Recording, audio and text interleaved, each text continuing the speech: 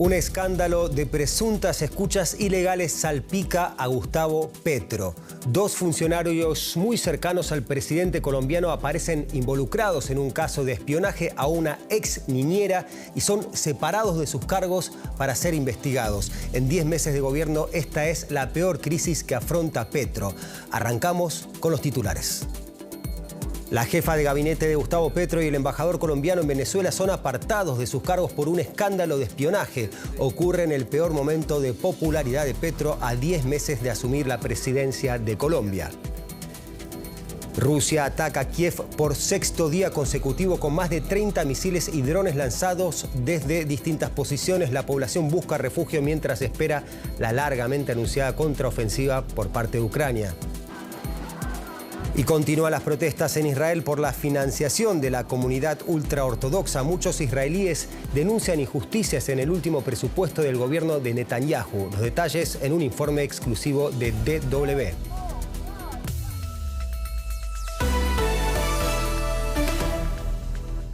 Bienvenidos a DW Noticias, soy Leandro Fest. Gracias por elegirnos. La Fiscalía General de Colombia abrió una investigación por presuntas escuchas ilegales a una trabajadora doméstica de la jefa de gabinete del presidente Gustavo Petro. El fiscal llamará a declarar a Laura Sarabia, mano derecha de Petro, y Armando Benedetti, actual embajador colombiano en Venezuela. Según las investigaciones, la ex niñera de Sarabia fue interrogada sin orden judicial, acusada de robar un maletín con $7.000 de la casa de la alta funcionaria. Además, la policía interceptó su teléfono basándose en un informe falso en el que se la vinculaba con el Clan del Golfo, que es el mayor cártel de narcotráfico colombiano. Un escándalo que ya ha tenido consecuencias políticas. El presidente Gustavo Petro anunció que tanto Laura Sarabia como Armando Benedetti abandonarán sus cargos, mientras el fiscal general Francisco Barbosa aseguró que el caso pone de nuevo al país en el escenario de la violación de derechos humanos. Hoy es un día muy lamentable para el Estado de Derecho en Colombia. Hoy podemos decir con claridad que las chuzadas, las interceptaciones ilegales han retornado a Colombia. Para analizar a fondo este escándalo que salpica al presidente colombiano Gustavo Petro, conectamos con nuestra corresponsal en Bogotá, Nicole Riz. Nicole, gracias por estar con nosotros. Un supuesto robo, espionaje a una niñera y luchas de poder. Suena a novela, pero se trata nada más y nada menos que de la peor crisis que afronta Petro desde que asumió. Para ponernos en contexto, ¿cómo es la crónica de los sucesos, Nicole? De verdad, estos serían ingredientes para escribir el guión para una novela o para una telenovela. Sin embargo, parece que ya tienen su origen en los comienzos del año, a finales de enero. Se hizo la denuncia por el robo del maletín en cuestión y lo que ahora se dice es que después fue interrogada la niñera.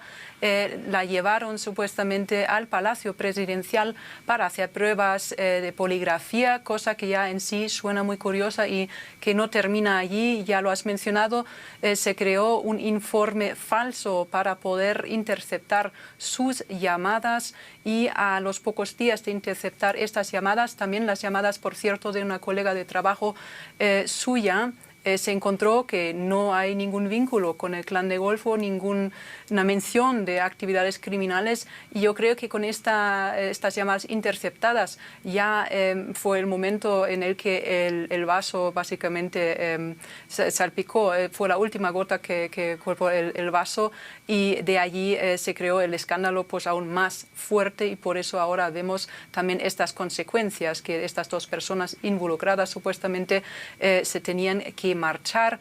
A la vez el papel, por ejemplo, del embajador, de Armando Benedetti, no está tan claro. No sabemos exactamente cuál es su función en todo este escándalo. Sabemos que la niñera también fue contratada por él anteriormente, luego por Sarabia y ahora estos dos se están acusando de chantaje y también de conspiración y de verdad suena a novela, efectivamente. Efectivamente, Petro ya separó del cargo a los dos funcionarios de su gobierno involucrados. ¿Alcanza, Nicole, esto para desactivar este escándalo? Desde luego está intentando minimizar los daños ya causados por el escándalo. También estaba insistiendo que las puertas del Palacio Presidencial están abiertas para cualquier investigación, que no hay susto, que no hay problema. Estaba insistiendo también que ninguna parte del gobierno ha mandado órdenes para interceptar llamadas, ahí respaldando también a Sarabia. A la vez también yo dudo que va a poder apagar este fuego. Tiene roce también con partes del Congreso, también con la Fiscalía, a la cual él ahora está pidiendo que también investiguen otros casos, señal de que está molesto con lo que dijo la Fiscalía, señal que también tiene este roce porque sutilmente está criticando a la Fiscalía, y a la vez también vemos ahora meses y meses con más obstáculos que está enfrentando este gobierno mismo. Nicole, este mismo viernes se dio a conocer una encuesta sobre la popularidad de Petro. La aprobación al presidente colombiano se desplomó en sus primeros 10 meses de gobierno. ¿Cómo puede afectar este escándalo para las reformas que intenta impulsar el presidente colombiano?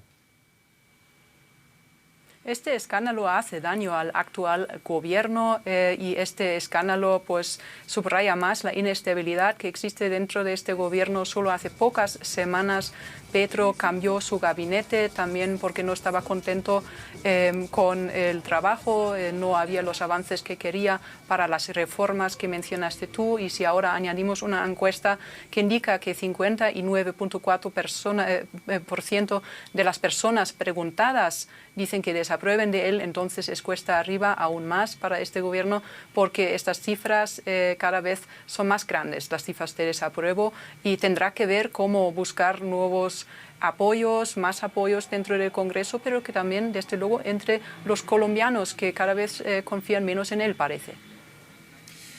Muchas gracias, Nicole Riz, con tu reporte detallado desde Bogotá.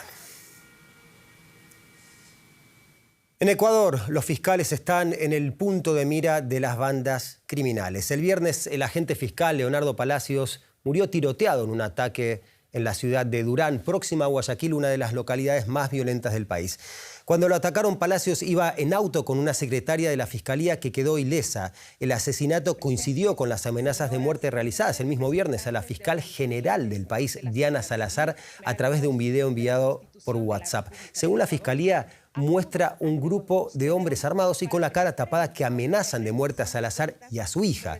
En 2022 murieron asesinados otros 2 fiscales en sendos atentados en Ecuador.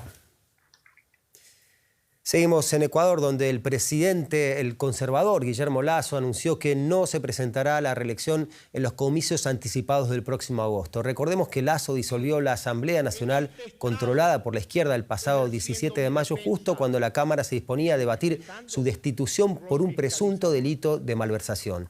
Para ello, el mandatario invocó una figura constitucional que contempla no solo la disolución de la Asamblea, sino que también obliga a convocar elecciones presidenciales, una figura conocida como muerte cruzada. Unos comicios a los que Lasso, que asumió el poder hace justo 2 años, no se presentará.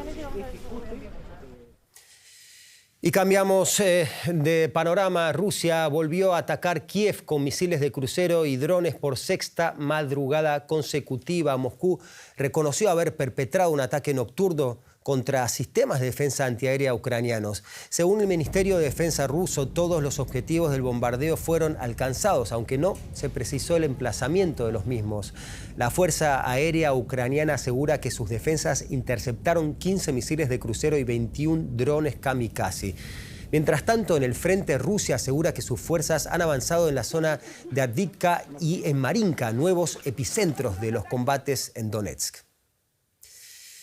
Y tras esta serie de ataques consecutivos a Kiev, es normal preguntarse cómo está el ánimo en la población ucraniana pasados ya los 15 meses de guerra. La respuesta la tiene nuestro corresponsal de DW, Max Sander.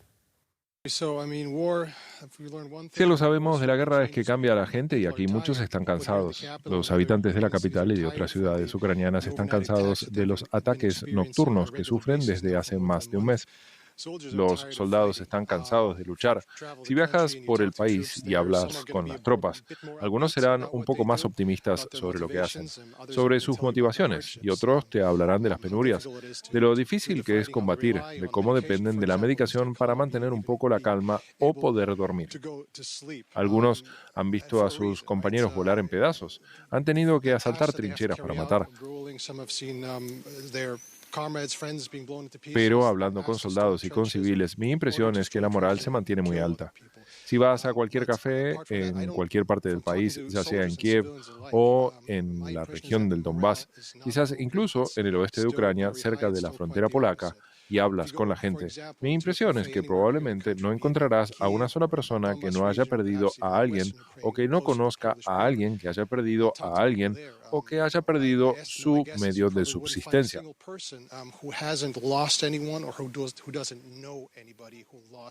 El precio que Ucrania ha pagado es ya muy, muy elevado y eso mantiene a la gente en pie, mantiene su motivación. También la certeza de que si se dan por vencidos, eso significaría el fin de Ucrania tal como la conocemos. Y anteriormente mencionamos la largamente anunciada contraofensiva ucraniana. Es justamente para lo que se preparan actualmente las fuerzas de Kiev con la intención de recuperar las ciudades del este en manos de la ocupación rusa. Para ello es muy probable que las tropas tengan que luchar calle por calle, casa por casa. Es lo que se conoce como guerra urbana, una de las mayores situaciones de riesgo en combate. Los detalles de cómo se preparan los soldados ucranianos en este informe de nuestro corresponsal en Ucrania.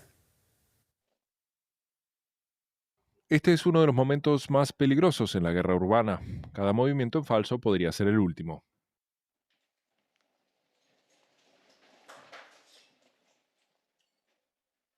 Entra uno y luego el siguiente.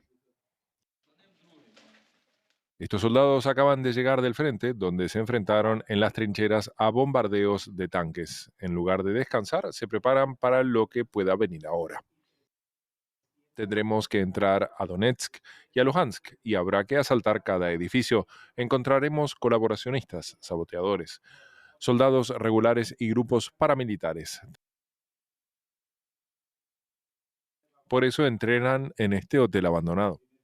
Puede que las tropas ucranianas tengan una sola oportunidad de recuperar sus ciudades de los rusos. No pueden permitirse errores. Es muy importante adoptar el método correcto. En caso contrario, si atacamos como hacen ellos, es que no tenemos suficiente gente para arriesgarnos. Ellos están dispuestos a dejarse cientos de soldados para tomar un edificio. Nosotros no estamos dispuestos a dejar atrás ni a uno solo. Los soldados se entrenan entre 4 y 5 horas al día. Tácticas, tiro y primeros auxilios. Saben que sus vidas pueden depender de ello. Apretamos el torniquete al máximo para que no quepa ni un dedo, ni un pelo. Por supuesto que gritará de todo, que duele, que le suelten, pero no se puede aflojar de ninguna manera. Yuri no volverá al frente porque resultó herido en combate el año pasado. Su mejor amigo murió a su lado. Ahora intenta ayudar a estos hombres a sobrevivir usando su experiencia en el frente.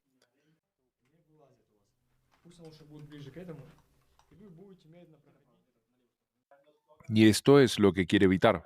Ucrania no dice cuántos de sus soldados mueren en el frente. Pero en Kharkov dicen que el número de tumbas militares en este cementerio se ha duplicado en los últimos 3 meses. Algunos de los hombres y mujeres enterrados aquí tenían tan solo 20 años.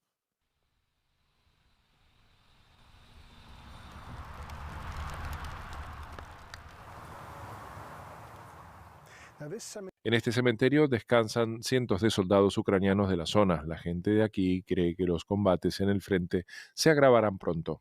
Da igual cómo le salgan las cosas a Ucrania. Esto significará más funerales y más tumbas de soldados en este cementerio. Y también más familias que acuden a ver al sacerdote Víctor Marinchak, que conocía a muchos de los que están enterrados aquí. Admito que no puedo consolar a nadie, porque la pérdida permanece con nosotros. Porque hay una tumba y un ataúd, porque la separación dura hasta el final de nuestros días.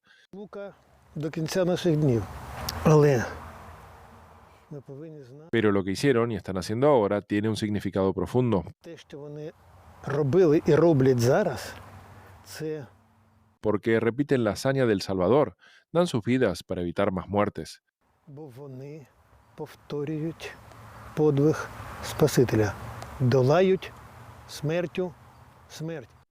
Otra familia que dice adiós. Andriy Oleksandrovich murió hace más de 2 meses en un bosque del este de Ucrania. Hoy lo han enterrado por fin, rodeado de cariño y con honores militares. No será el último. Para Ucrania y los ucranianos no parece haber alternativa.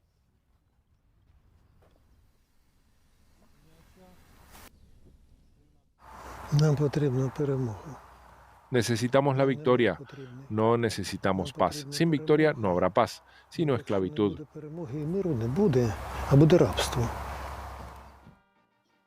Los soldados temen a esto último más que a la muerte y se preparan para más sacrificios. De la tragedia de la guerra a una tragedia en la India, un accidente en este caso ferroviario que ha causado la muerte de al menos 207 personas y 850 heridos en el estado oriental de Odisha. El suceso se produjo después de que un tren de pasajeros descarrilase y varios vagones que volcaron fueran impactados por un mercancías que viajaba en sentido opuesto. En el choque también estuvo involucrado un tercer tren de mercancías, según las autoridades locales. Los equipos de rescate trabajan con celeridad para ayudar a los pasajeros atrapados en el interior del tren. Este es el peor accidente ferroviario que sufre la India desde 2016. Y llegó la hora de hablar de economía y buenas noticias últimamente que llegan desde Estados Unidos, o por lo menos para Estados Unidos. Así es, Leandro. Vamos a verlo con más detalle. El mercado laboral en el país se mantiene resiliente, incluso en medio de una elevada inflación, tipos de interés al alza y la preocupación por la salud de la banca. En mayo se crearon 339.000 empleos frente a los 190.000 proyectados. El desempleo, que se ubica en el 3,7%, está en sus niveles más bajos en 5 décadas. En muchos sectores, las empresas tienen incluso dificultades para encontrar personal. Este pequeño café de Berkeley, cerca de San Francisco, sufre el mismo problema de tantos otros negocios estadounidenses en estos momentos: encontrar personal.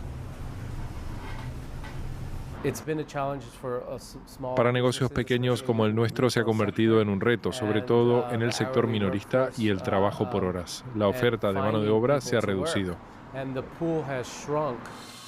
En los negocios de menor tamaño, los salarios son menos atractivos, pero hay factores que lo compensan, explica Mikala Slotrik.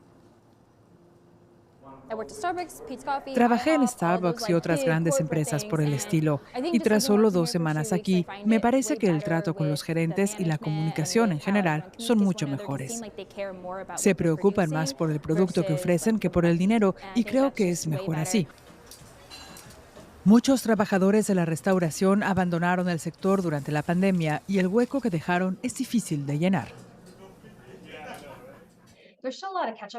Todavía se sigue contratando mucho para llegar al nivel anterior, sobre todo en sectores como el ocio y la hotelería y en otros sectores de servicios que implican un contacto cercano y que decayeron durante la pandemia.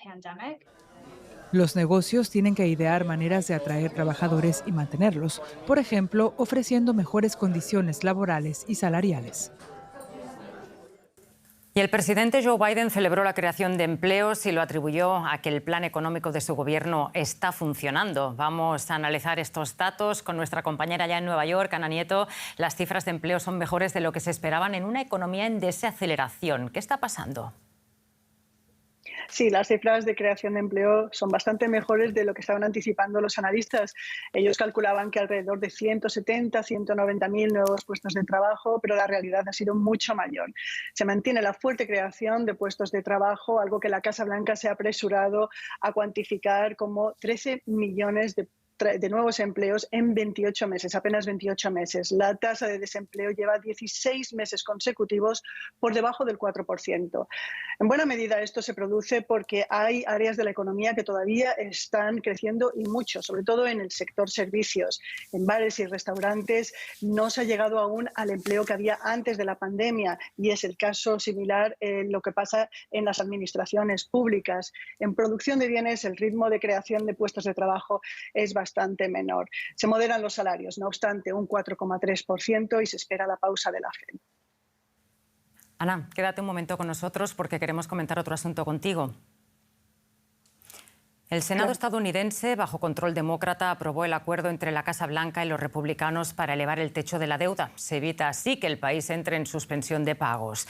Tras semanas de disputas, el borrador fue aprobado a 4 días de la fecha límite marcada por el Departamento del Tesoro para evitar la amenaza de un desastroso default.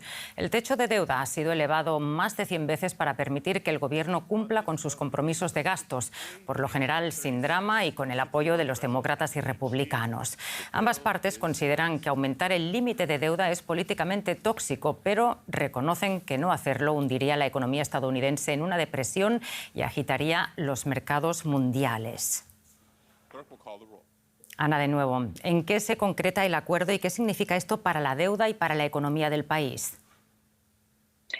Pues con el voto de ambos partidos se eleva el techo de la deuda hasta el año 2025 y a cambio se recorta el gasto público federal en 1,5 billones de dólares en la próxima década, básicamente congelando gastos previstos y proyectados en 2024 y subiendo apenas un 1% el gasto público en 2025. Son recortes modestos que van a afectar al gasto social, que al gasto, por ejemplo, en programas de educación.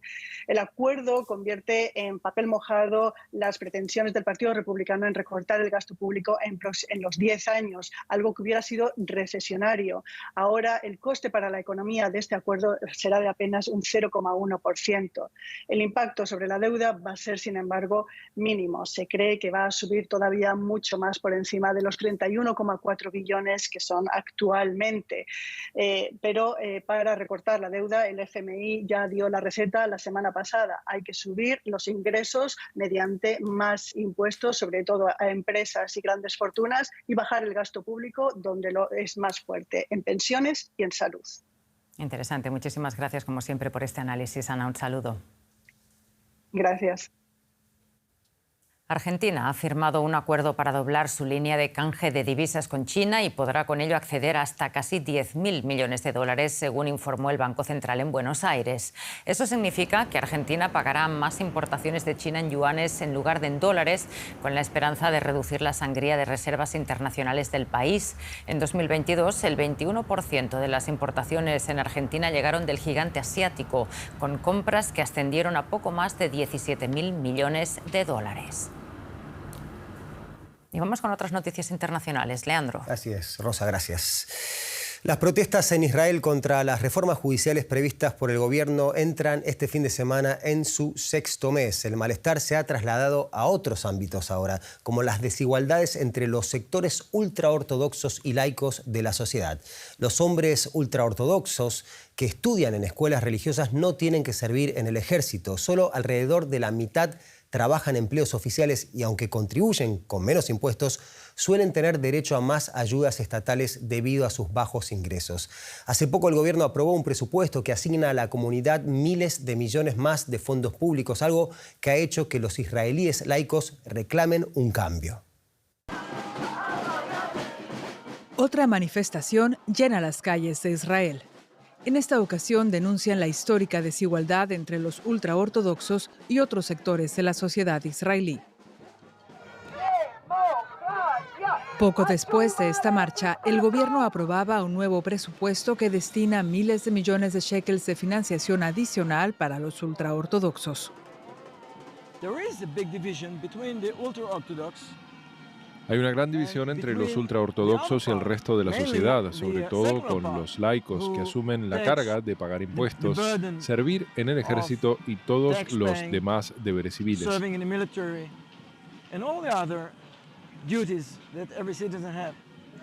Boaz Arat es un abogado jubilado. Como la mayoría de los israelíes, hizo el servicio militar. Permaneció en la reserva durante muchos años después de terminarlo. Dice que no es justo que la población ultraortodoxa cada vez mayor no tenga las mismas responsabilidades que el resto y que personas como él tengan que asumir el costo. Quieren mantener la situación como está porque es muy cómoda para ellos. No tienen por qué arriesgar sus vidas por la seguridad de este país, pero esto debe cambiar. Los ultraortodoxos o jaredíes representan algo más del 13% de la población de Israel. Según las previsiones del gobierno, en 2065 serán más del 30% y cargarán, por tanto, aún más al resto de la población contribuyente. De los hombres ultraortodoxos, solo la mitad trabaja frente al 80% del resto de la población. La gran mayoría no aprende asignaturas básicas como matemáticas o ciencias. Y desde la fundación del país, los ultraortodoxos han disfrutado del privilegio de no tener que hacer el servicio militar obligatorio. Son estas cuestiones las que están provocando la división en la sociedad israelí. Yossi Levi es uno de los pocos ultraortodoxos que han querido hablar con nosotros. Una voz discrepante. Los jaredíes no quieren participar en la sociedad israelí. Él opina que la comunidad jaredí debería involucrarse más. Para ello, también dirige un grupo que intenta tender puentes con la sociedad laica. Todo el mundo entiende, incluso la sociedad jaredí, que tenemos que formar parte del ejército y de la economía, pero no vamos a lograrlo en un día. Hay que ir paso a paso. Hoy tenemos más de 300 soldados jaredíes en el ejército. No es suficiente, pero cada vez son más. Dice que forzar la integración no funcionará, que solo generará rechazo y hostilidad, y que superar la división es una calle de doble sentido. Cuando la sociedad israelí acepte los valores de la sociedad jaredí, pienso que la sociedad jaredí estará más abierta a escuchar los problemas de la sociedad israelí. Todo indica que el acercamiento no será sencillo. Y a medida que pasen los años, si ninguna de las partes da un paso hacia la otra, esa división solo será más difícil de superar. Y terminamos con una noticia que llega desde Argentina con un caso de violencia de género que involucra al fútbol. Un tribunal de Buenos Aires condenó a 2 años y 1 mes de prisión al futbolista de Boca Juniors, el colombiano Sebastián Villa, que los cumplirá en libertad condicional. El volante de 27 años fue encontrado culpable de los delitos de amenazas coactivas y lesiones leves con violencia de género contra una expareja, la también colombiana Daniela Cortés. Si bien Boca había anunciado que de ser declarado culpable apartaría a Villa del equipo, aún no se pronunció oficialmente al respecto. Con esto nos despedimos. Ya saben que pueden seguir ampliando todo en nuestras redes sociales simplemente buscando DW en español, y les recuerdo que detrás de cámara hay un equipo trabajando las 24 horas para traerles la mejor información. En nombre de ese equipo me despido. Esto fue DW Noticias. Gracias.